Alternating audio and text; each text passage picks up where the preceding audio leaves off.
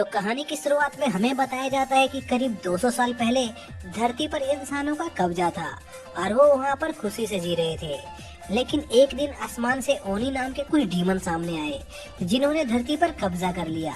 लेकिन उसी के साथ एक भविष्यवाणी भी हुई कि एक दिन एक ऐसा लड़का सामने आएगा जो धरती को उन डीमन से आजाद कराएगा। तभी कहानी प्रेजेंट में आती है जहाँ पर हमें पता चलता है कि बीते हुए 200 सालों में उन ओनी नाम के डीमंस ने धरती के सभी लोगों का माइंड वॉश कर दिया था और अब इंसानों के बच्चों को स्कूल में ओनी डीमंस के बारे में गलत हिस्ट्री पढ़ाई जाती है कि लगभग 150 साल पहले बोसी वंशज के लोगों ने धरती पर कब्जा करने की कोशिश की और बहुत सारे लोगों को जान से मार दिया। तब जाके ओनी क्लैन के लोगों ने उन बोसी से इंसानों को बचाया।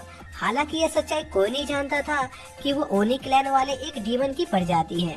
जिसके बाद हम क्योजोरो नाम के एक बच्चे को देखते हैं जो बोसी क्लैन का वंशज था, इसलिए सभी लोग उसे बुरा भला कहते थे और ओनी क्लैन के लोगों ने क्योजोरो की फैमिली को बस उनके सिटी के साफ सफाई करने के लिए जिंदा रखा था।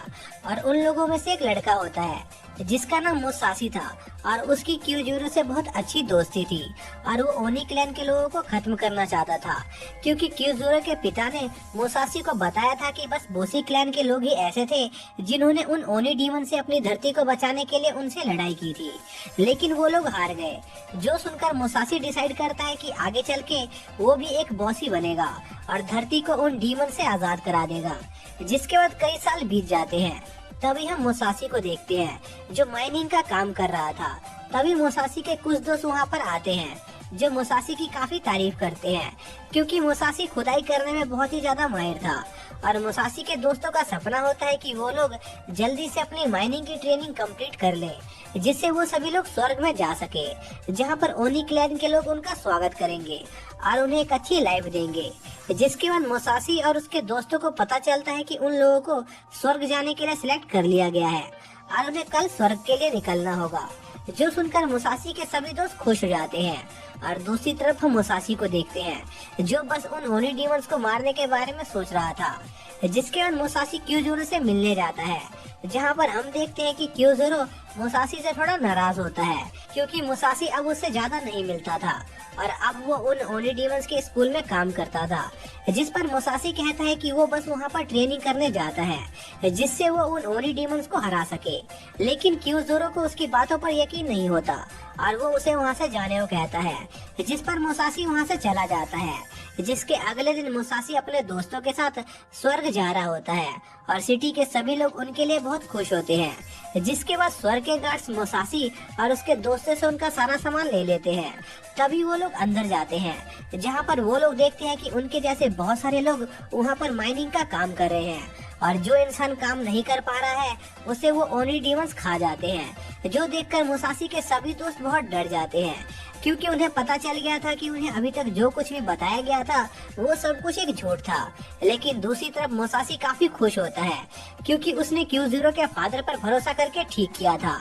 जिसके बाद मुसासी उन डीमन से लड़ने लगता है लेकिन उसे उन डीमन से लड़ने में काफी दिक्कत आ रही थी क्योंकि उसके पास उसका हथियार नहीं था। इसी दौरान हम क्योजोरो को देखते हैं जिसे मुसासी की एक डायरी मिलती है जिसमें मुसासी ने ओनी डीमन से लड़ने के तरीके के बारे में लिखा था। जो देखकर क्योजोरो समझ जाता है कि मुसासी सही कह रहा था और अभी शायद वो किसी मुसीबत में होगा। इसी दौरान हम मुसासी को देखते हैं जिसे एक डीमन ने पकड़ लिया था और अब वो उसे जान से मारने वाला था। लेकिन तभी वहाँ पर क्योजोरो आ जाता है और मुसासी को बचा लेता है। जिसके बाद क्योजोरो मुसासी को उसका हथियार देता है और वो दोनों मिलकर उन सभी डीमन से लड़ने लगते हैं और एक एक करके सभी डीमंस को मार देते हैं। तभी वहाँ पर एक बहुत बड़ी लाइट चमकती है जो देखकर क्योजोरो और मुसासी समझ जाते हैं कि अब यहाँ पर उन डीमंस का बॉस आने वाला है। जिसके बाद मुसासी और क्योजोरो उन डीमंस को मारते हुए सीधा उस बॉस की तरफ बढ़ रहे होते हैं और रास्ते में क्योजोरो मुसासी का धन्यवाद करता है क्योंकि उसने उसके पिता की बातों पर भरोसा किया था। जो सुनकर मुसासी भी खुश हो जाता है। तभी उन्हें वो बॉस डीमन दिखाई देता है जिस पर मुसासी अपने एक ही अटैक से उस डीमन के 2 टुकड़े कर देता है। जो देखकर मुसासी और क्योजोरो को लगता है कि उस डीमन को हराना बहुत ही आसान था। लेकिन तभी वो लोग देखते हैं कि वो डीमन वापस से अपनी बॉडी को रीजनरेट करके ठीक हो रहा है। जो देखकर वो लोग सोचते हैं कि आखिर वो लोग उस डीमन को कैसे हराएंगे। तभी वहाँ पर उस डीमन के कुछ भक्त आ जाते हैं जो उस डीमन के लिए कुछ सामान लेकर आए थे जिन्हें वो डीमन खा जाता है। जिससे उस डीमन के अंदर से बहुत ज्यादा मात्रा में ऑरा निकलने लगती है और देखते ही देखते वो डीमन एक जाइंट डीमन में ट्रांसफॉर्म हो जाता है और मुसाशी और क्यूज़ुरो पर एक अटैक करता है, जिससे वो दोनों थोड़े घायल हो जाते हैं। जिसके बाद वो डीमन क्यूज़ुरो से उसकी स्वॉर्ड छीनने की कोशिश करता है, क्योंकि उस डीमन को स्वॉर्ड काफी टेस्टी लगते थे। लेकिन क्यूज़ुरो अपने स्वॉर्ड को छोड़ नहीं रहा था, जिस वजह से उसे काफी चोट लग रही थी। इसी दौरान क्यूज़ुरो को उसका पास्ट याद आता है, जहाँ पर हम देखते हैं कि क्यूज़ुरो के फादर ने क्यूज़ुरो को वो स्वॉर्ड दी थी और वो स्वॉर्ड क्यूज़ुरो के फादर की आखिरी निशानी थी। इसलिए क्यूज़ुरो उस स्वॉर्ड को नहीं छोड़ना चाहता था। तभी वो डीमन क्यूज़ुरो को दूर फेंक देता है और उससे वो स्वॉर्ड छीन लेता है और उस स्वॉर्ड को खा जाता है, जो देखकर क्यूज़ुरो को बहुत दुख होता है, क्योंकि वो स्वॉर्ड क्यूज़ुरो के फादर की आखिरी निशानी थी। तभी मुसाशी उस डीमन के पेट पर चढ़ जाता है और डीमन के पेट को खोदने लगता है, जिससे उस डीमन को बहुत तकलीफ होती है और वो डीमन मुसाशी को पकड़ने की कोशिश करता है। लेकिन मुसाशी उस डीमन से बचते हुए उस डीमन के पेट में एक बहुत बड़ा छेद कर देता है, जिससे उस डीमन की डेथ हो जाती है। जिसके बाद मुसाशी उस डीमन के पेट से क्यूज़ुरो की स्वॉर्ड वापस निकाल लेता है और उसे क्यूज़ुरो को देता है और अपनी स्वॉर्ड वापस पाकर क्यूज़ुरो बहुत खुश हो जाता है। तभी वहाँ पर बहुत सारे बॉसी आ जाते हैं और उस जगह पर हमला कर देते हैं और इतने सारे बॉसी को वहाँ पर देखकर मुसाशी और क्यूज़ुरो भी बहुत हैरान होते हैं। तभी एक बॉसी मुसाशी और क्यूज़ुरो को वहाँ से जाने को कहता है, क्योंकि वो उन दोनों को बच्चा समझ रहा था। जिस पर मुसाशी उस आदमी से कहता है कि वो बच्चा नहीं है और उसी ने उस बड़े से डीमन को मारा है, जो सुनकर वो आदमी हंसने लगता है, क्योंकि वो डीमन अभी मरा नहीं था। तभी मुसाशी देखता है कि वो डीमन फिर से रीजनरेट होकर ठीक हो गया है, जिस पर वो आदमी उन्हें वहाँ से जाने को कहता है और यह सब उस पर छोड़ देने को कहता है। लेकिन मुसाशी अपने लाइफ के पहले डीमन को अपने हाथों से मारना चाहता था, इसलिए वो डीमन को अपने हाथों से मारने के लिए उसकी तरफ बढ़ने लगता है और रास्ते में आने वाले सभी डीमंस को जान से मार रहा होता है। और दूर खड़े कुछ बॉसी मुसाशी की काबिलियत देखकर काफी हैरान होते हैं। तभी वहाँ पर बॉसी का एक कैप्टन आता है और वो भी मुसाशी की काबिलियत देखकर बहुत हैरान होता है और उसे मुसाशी बिल्कुल उसी की तरह लगता है। तभी हम मुसाशी को देखते हैं, जो उस डीमन पर अपनी पूरी जान लगाकर एक अटैक करता है। लेकिन वो देखता है कि वो डीमन बार बार अपनी बॉडी को रीजनरेट कर रहा है, जिससे वो परेशान हो जाता है। तभी वो दूसरे बॉसी मुसाशी को पकड़कर अपने पास ले आते हैं और उसे उस डीमन से दूर रहने को कहते हैं, क्योंकि वो उस डीमन से लड़ने के लिए कमजोर था। लेकिन मुसाशी नटूरा की कोई बात नहीं सुनता और खुद को आजाद कर लेता है और डीमन को मारने के लिए उसकी तरफ बढ़ता है, क्योंकि मुसाशी अपनी लाइफ के पहले डीमन को खुद अपने हाथों से मारना चाहता था। लेकिन तभी वो देखता है कि बाकी के बॉसी उस डीमन को मारने के लिए अपना सबसे पावरफुल अटैक करने वाले हैं, जो देखकर मुसाशी वहाँ की जमीन पर एक अटैक करके उस जमीन को तोड़ देता है, जिससे वो डीमन नीचे गिर जाता है और बाकी के बॉसी के अटैकों से बच जाता है। और यह मौका देखकर मुसाशी खुद उस डीमन को मारने उसकी तरफ बढ़ता है। तभी क्यूज़ुरो मुसाशी को उस डीमन के नाभि पर लगे हॉर्न को काटने को कहता है, क्योंकि उन डीमंस के नाभि के हॉर्न को काटने से वो मर जाते थे। जिस पर मुसाशी अपनी पावर का इस्तेमाल करके उस डीमन के नाभि पर लगे हॉर्न पर अटैक करता है। लेकिन मुसाशी उस हॉर्न को पूरा नहीं काट पाता और वो डीमन मुसाशी को जान से मारने वाला होता है। लेकिन तभी वहाँ पर नटोरा आ जाता है और वो उस हॉर्न को काटकर उस डीमन को मार देता है, जो देखकर मुसाशी थोड़ा निराश हो जाता है, क्योंकि वो अपनी लाइफ के पहले डीमन को नहीं मार पाया था। जिसके बाद सभी बंदी बने हुए लोग उन बॉसी का धन्यवाद करते हैं, क्योंकि आज वो लोग उन सभी की वजह से आजाद हो गए थे। और वो सभी लोग मिलकर नाटूरा को उस डीमन को मारने के लिए एक रिवॉर्ड भी देते हैं, जो देखकर मुसाशी को बहुत बुरा लगता है, क्योंकि अगर उसने उस डीमन को मारा होता तो आज वो रिवॉर्ड उसका होता। और वो गुस्से में नाटूरा के ऊपर चिल्लाने लगता है, जिस पर नाटूरा वो रिवॉर्ड खुद मुसाशी को दे देता है, क्योंकि मुसाशी ही उस रिवॉर्ड का असली हकदार था। लेकिन रिवॉर्ड मिलने के बावजूद भी मुसाशी को नटोरा पर गुस्सा आ रहा था, क्योंकि उसे लग रहा था कि नटोरा ने उसका मजाक उड़ाया है। जिसके बाद रात में मुसाशी को पता चलता है कि वो उस रिवॉर्ड की मदद से बाकी के ओनी डीमंस को ढूंढ सकता है, जिससे वो बहुत खुश हो जाता है। तभी क्यूज़ुरो मुसाशी को एक स्क्रॉल दिखाता है, जिसमें लिखा था कि ओनी डीमंस ने 150 सालों से धरती पर कब्जा करके रखा है और आज तक कोई भी उन्हें हरा नहीं पाया। लेकिन एक दिन एक ऐसा वॉरियर सामने आएगा जो उन ओनी डीमंस के शासन को समाप्त कर देगा और सभी देशों को जोड़कर एक नया देश बनाएगा और खुद उस पर राज करेगा। जो सुनकर मुसाशी बहुत खुश हो जाता है, क्योंकि वो खुद वो वॉरियर बनना चाहता था। जिसके बाद मुसाशी और क्यूज़ुरो बाकी के ओनी डीमंस को मारने के लिए अपने विलेज को छोड़कर नए सफर पर निकल जाते हैं और उन्हें सफर करते हुए कई दिन हो जाते हैं, लेकिन उन्हें कोई भी ओनी डीमन नहीं मिलता। और इसी बीच उन दोनों का सारा खाना भी खत्म हो जाता है।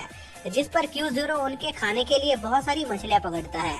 जो देखकर मुसाशी भी क्यू0 की तरह मछलियां पकड़ने का फैसला करता है और वहां से चला जाता है। तभी हम देखते हैं कि क्यू0 पर एक लड़की अटैक कर देती है, जिसके बाद हम मुसाशी को देखते हैं जो मछलियां पकड़ने की कोशिश कर रहा था, लेकिन वो एक भी मछली नहीं पकड़ पाता और उसे लगता है कि शायद वो बेकार में ही क्यू0 से कंपटीशन कर रहा है, इसलिए वो क्यू0 से माफी मांगने जाता है। तभी वो देखता है कि क्यू0 घायल है, जिस पर मुसाशी क्यू0 से पूछता है कि आखिर उसकी ऐसी हालत कैसे हुई। तभी मुसाशी पर वो लड़की अटैक कर देती है, लेकिन मुसाशी बहुत स्ट्रांग होता है और वो उस लड़की के अटैकों से बच जाता है, जिस पर वो लड़की मुसाशी को सिड्यूस करने की कोशिश करती है, लेकिन मुसाशी एक सख्त लौंडा था, इसलिए वो उस लड़की को दूर फेंक देता है, जिस पर वो लड़की अपना एक मैजिकल वेपन निकालती है और उनसे कित्सुकी मांगने लगती है। लेकिन उन दोनों को समझ नहीं आ रहा था कि आखिर वो लड़की किस बारे में बात कर रही है, जिस पर वो लड़की उन पर अटैक करने वाली होती है।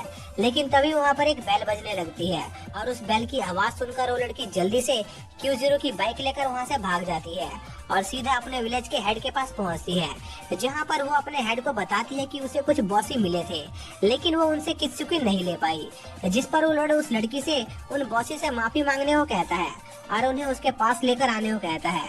तभी हम क्यू0 और मुसाशी को देखते हैं जो उस लड़की का पीछा करते हुए उस विलेज में आ जाते हैं।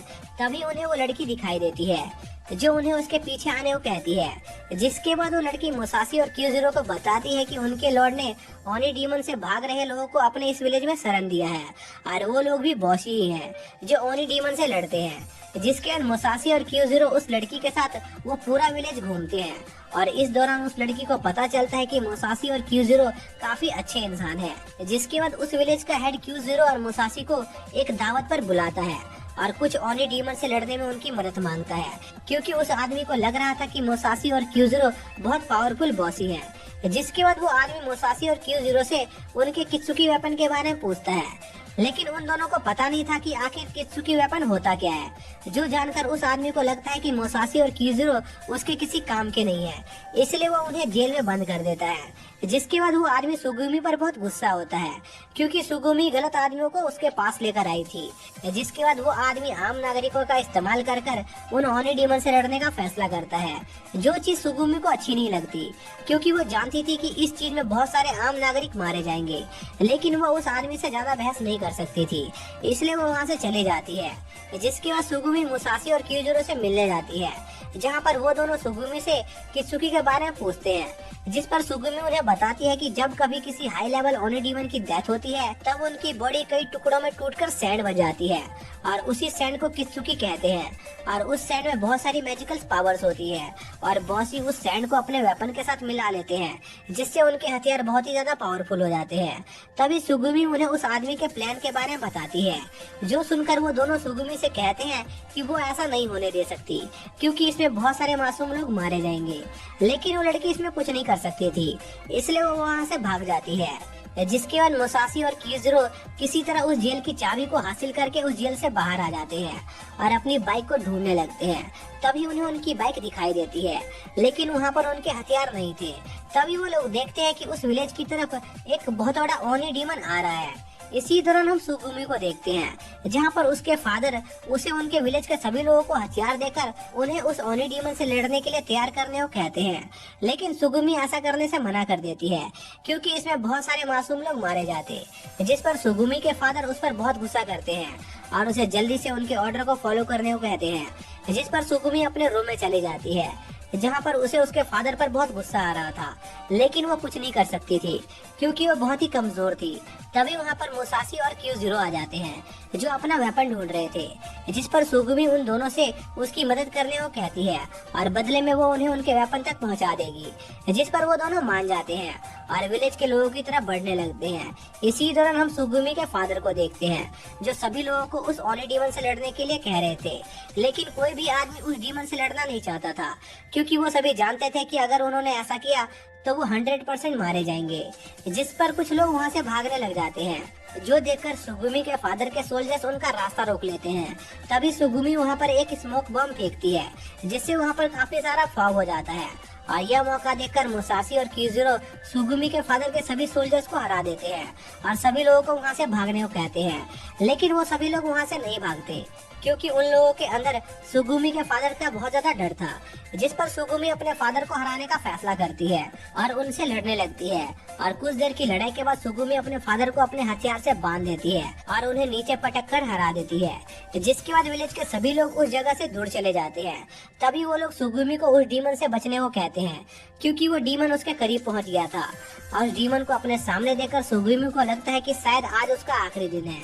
लेकिन तभी वहाँ पर मुसाशी और कियोजीरो अपनी बाइक लेकर आ जाते हैं और सुगुमी को वहाँ से बचाकर ले जाते हैं।